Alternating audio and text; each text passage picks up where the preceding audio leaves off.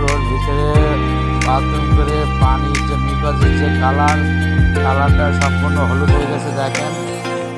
সম্পূর্ণ হলুদ, কিন্তু হলুদ হওয়ার কথা না, এই মিকাজটা থাকার কথা সাদা। এক্ষেত্রে কিছু কিছু বাছুর হলো রিক্স হয়ে যায় বাঁচানো, কারণ সে ওখানে বাথরুম করে এত কষ্ট করে বাথরুম করার পরে এখানে অনেকগুলো ঘোটাঘুটি করার পরে এক পর্যায়ে সে নিতে অক্সিজেন ফেল করে।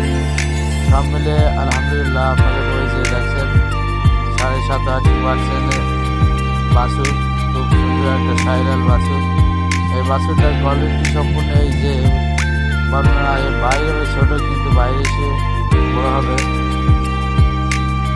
অনেক যেহেতু পরিবেশের মধ্যে তার নালা অনেক চলে গেছিলো, অবশেষে আলহামদুলিল্লাহ মহান আল্লাহ রাব্বুল আলামিনের ইচ্ছায় বাচ্চাটা এখন সম্পূর্ণ সুস্থ।